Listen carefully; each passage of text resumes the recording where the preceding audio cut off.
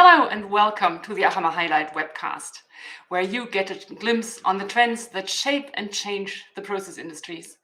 And actually, this is the last opportunity before the start of ACHEMA on Monday. This is our last webcast in the run-up to ACHEMA.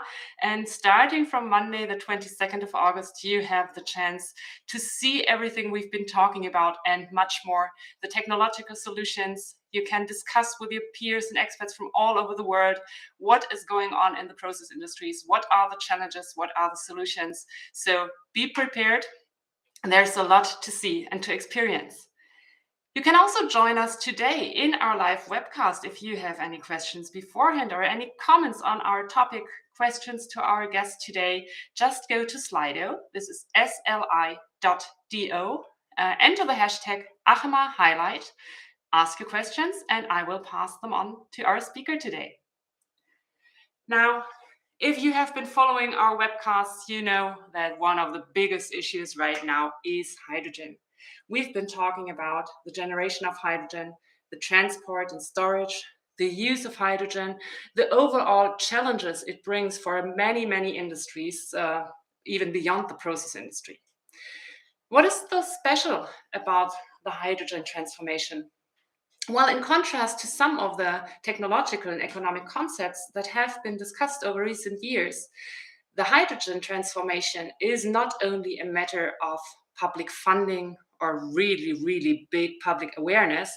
There's also already a lot of industry activities going on to make the hydrogen transformation come true. So this is not about developing concepts that may be implemented in decades to come. It is actually happening right now. And it could possibly happen even a bit faster. At least that is what I would like to talk about with my guest today. And I'm very honored and it's my pleasure to welcome Jürgen Nowicki. He is the Executive Vice President and CEO of Linde Engineering. And he's also the chairman of the ACHEMA Exhibitors Committee. Welcome, Mr. Nowicki. Great to have you with us today. Good morning. Thanks for having me. Mr. Nowicki, hydrogen has been around for quite some time. It has been already available about 30 years ago, but it has not been as relevant as today. So will we be more successful in implementing it today? And if so, why? Yeah, I mean, we have been also in the past. We have been successful implementing using hydrogen. I mean, it's a base chemical. We produce. The world produces 100 million tons or so per year, and it's used currently mostly in refineries and chemical processes. So we know how to produce it, how to handle it. But I think what has changed is obviously that I mean, we need to realize that in the last 100 years we've more or less lived on credit, right? So in the past it was free to emit CO2. And that when you take CO2 out of the equation, then lots of processes are more efficient if you do them not with hydrogen, but with other ways that are not as sustainable, as we would say today. So that's why now hydrogen moves to the focus. I mean, it's the same properties that hydrogen has. Nothing has changed, but those properties weren't asked for 20, 30, 50 years ago. Unfortunately, we would say from today's perspective, because then things would have probably been easier. But this is the important thing. I mean, we need to change things and we need to pay back, I would say, the credit that we've used, the CO2 credit that we've used in the last decades. And that's why hydrogen now moves in, because it's so versatile, right? You can use it for chemical processes. You can use it for energy storage. It can easily be transformed from hydrogen to power and from power to hydrogen. So there's lots of use cases also in areas that are difficult to decarbonize, be that the steel industry or transportation. So it's very versatile. That this little molecule has become very popular because it has all these great properties. So that's why I am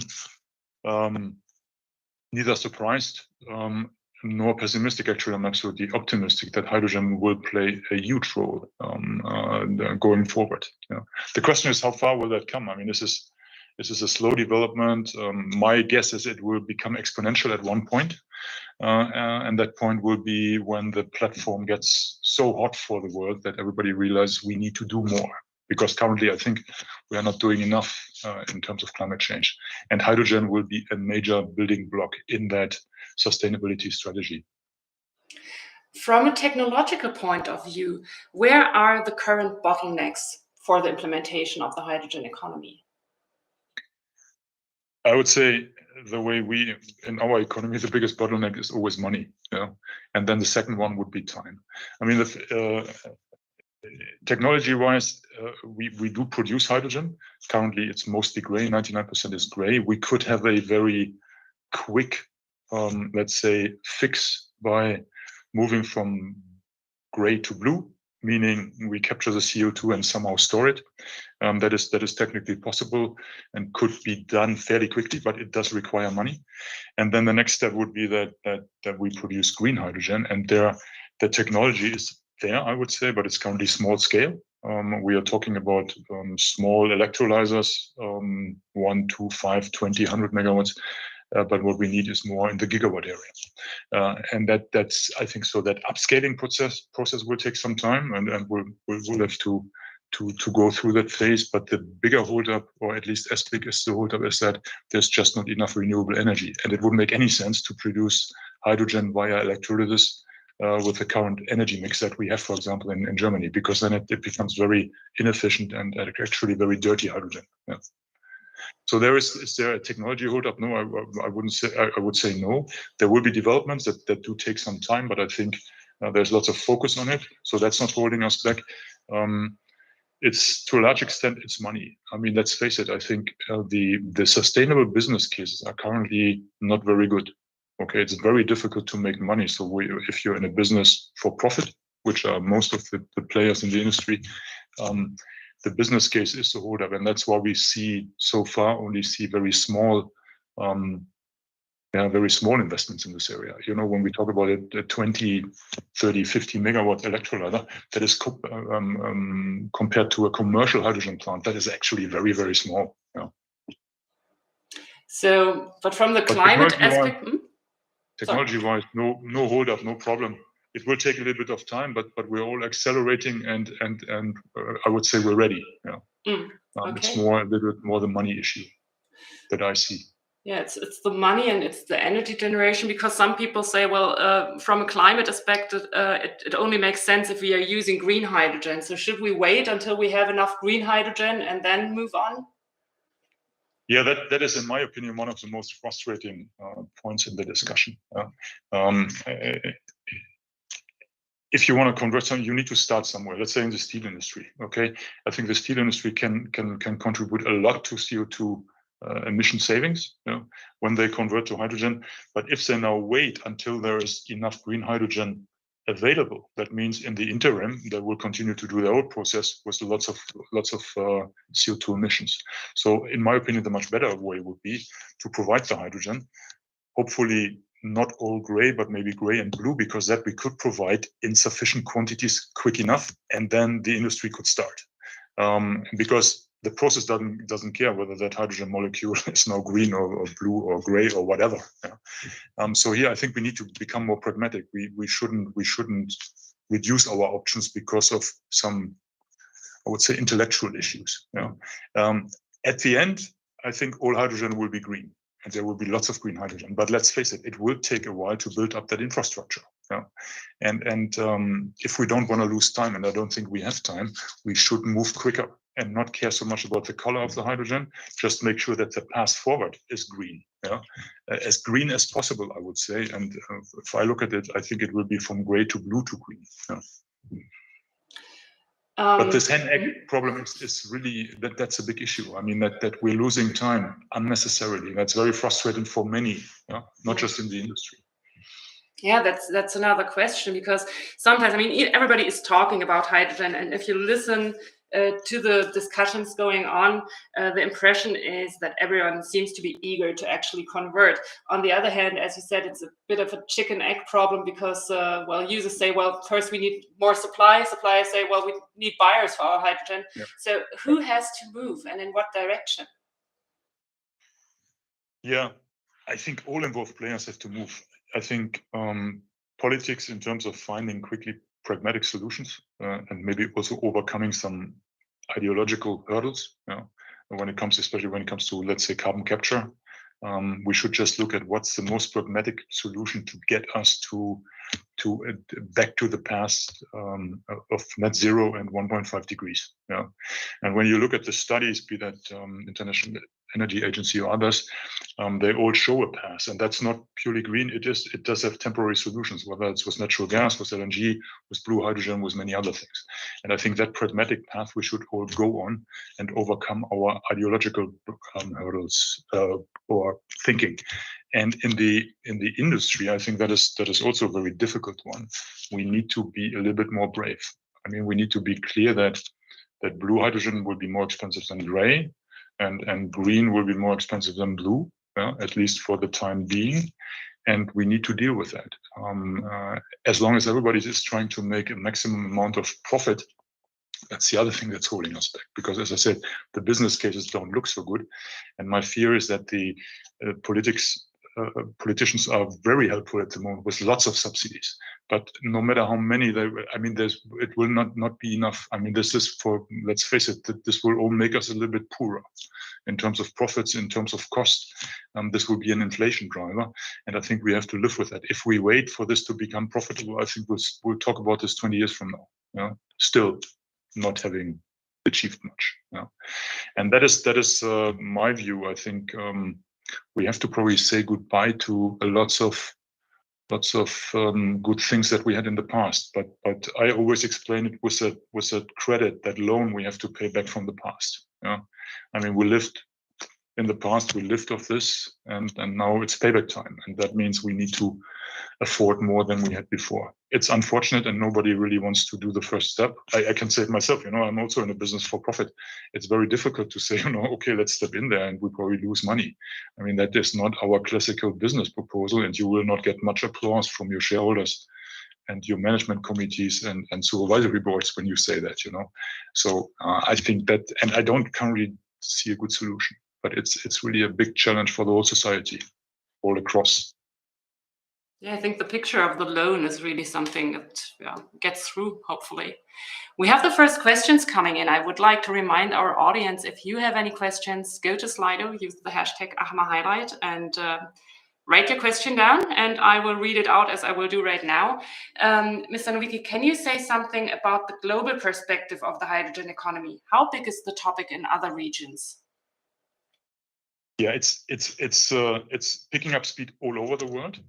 I would say the biggest acceleration we currently see in the US with the US just released this it's called, I think, anti-inflationary bill, but there's lots of elements in there. One is that there will be huge subsidies for blue hydrogen. It will make investments in blue hydrogen very, very attractive.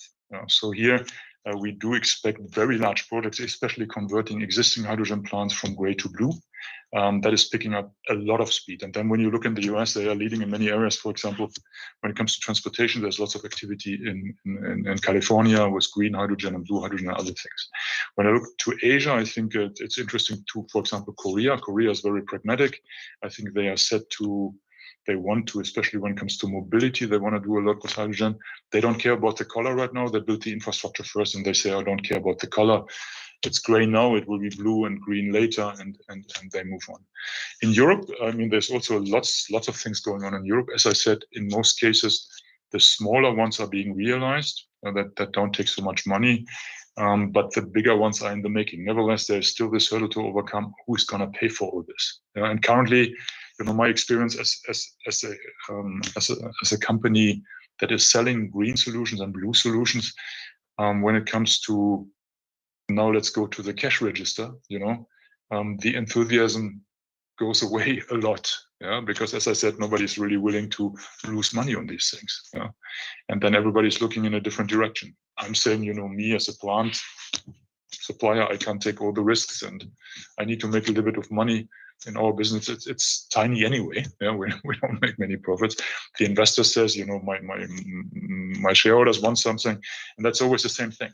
That's currently it's really difficult to come up with a very profitable business case. I think the politics is working on this, but that would really mean, to make it attractive, that would really mean that you make gray hydrogen and gray other sources very expensive, which also has its challenges, right? Because it will drive up inflation, and it will hit lots of companies and people in the that are unable to pay for that.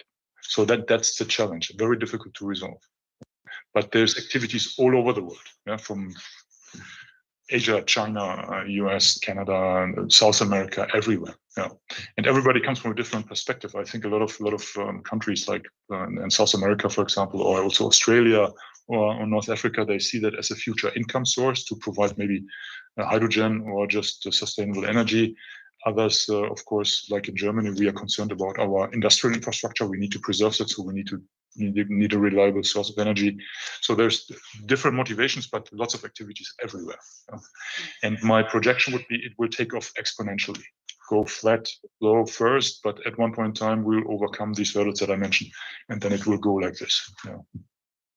Yeah, then I think it's good to stay up front and to get as much of that effect as possible. And we have been focusing on hydrogen, of course, but sometimes following discussions right now, one gets the impression that hydrogen is the solution for everything. Probably it is not. Are there, in your opinion, other fields of technology we should also be looking at? Yeah, I think you're right. I mean, hydrogen is not the answer to all questions. Yeah, the answer to all questions is, as we know, is 42. It's not hydrogen. But as I said, it's very versatile. At the end, though, when you look at that, I mean, what is our problem here in this in the current? Let's put all the politics, all the wars and all that stuff aside for a moment. It's this climate challenge, and here everything is focusing on CO2. So that's why hydrogen plays a big role, because it can avoid the usage of natural gas and oil and other things. But then there is one huge area that is efficiency. Yeah, I mean, everything we currently have, whether that's the monitor you look at right now, or the lightings we use, or the cars we drive, or the ships, but there's an awful lot of potential in just getting more efficient. Losing less energy, I think, is a major key going forwards. How can we achieve the same with less resources, with less oil, with less gas, with less power? And there I see lots of opportunities almost across everything. As I said, it's the monitor, it's the ship, it's the truck, and just saving 1%, 2%, 3% of energy can have a huge effect. I see that in my business when we, for example, build an air separation plant or a petrochemical plant. When you look over the lifetime of 20, 30 years, to save just a fraction of the energy input has a huge payback. So that is also an area where I would expect to see a lot of developments, and that is a great chance actually for every industry to look at your product.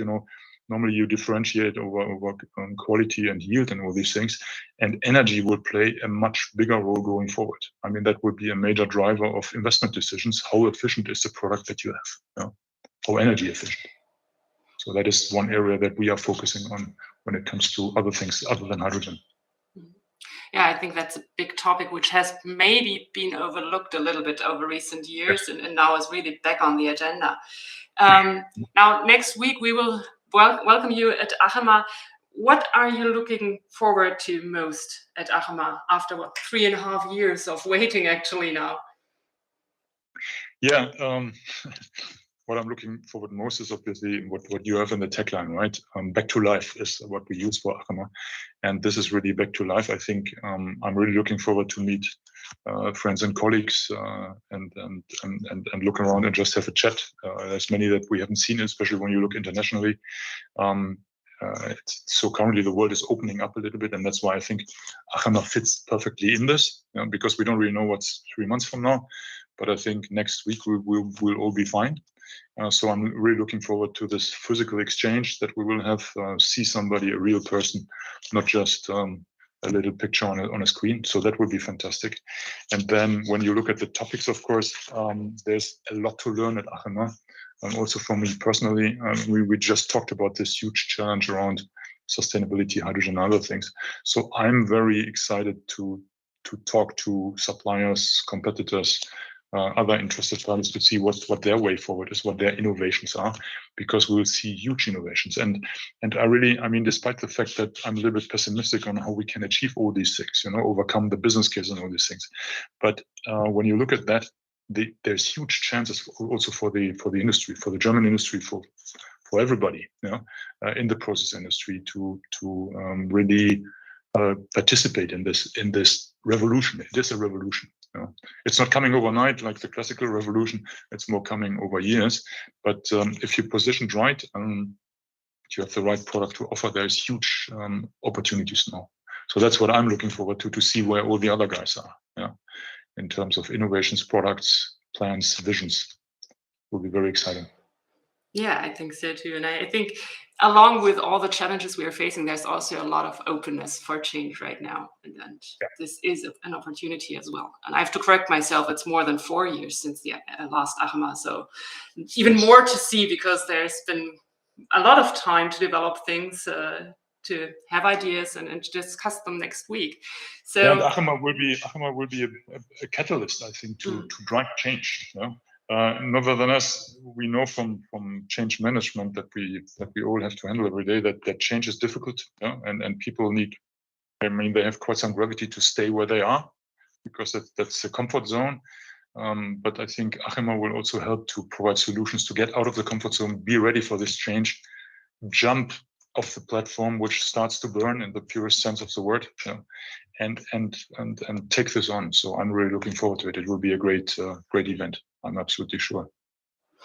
Thank you very much. We will meet next week at ACHEMA, I'm very sure. Yes. So thank you for being with us today, for taking the time. And I'm looking forward to hearing more from you on Monday in your highlight session. So see you there. Thank you very much. Thank you. Bye-bye. Bye. Have a great day. And if you want to join as well, you still have the chance, of course. You heard a lot about hydrogen. We have the Hydrogen Monday on Monday, on the 22nd of August, obviously, with the highlight session with Mr. Nowicki and Robert Schlögel and other experts from the industry. We have sessions on the handling, on the transport of hydrogen, on equipment. We have fossil-free production as our focal topic on Tuesday, which a little bit comes into the same range. We have digitalization. We have the lab, of course, where everything starts. And you are invited. Go to the ACHEMA website, get your ticket now, download the app if you're still not sure how to schedule your meetings and the Congress program. Everything is right there. So you just have to choose and create your personal schedule. And then we are looking forward to seeing you next week at ACHEMA.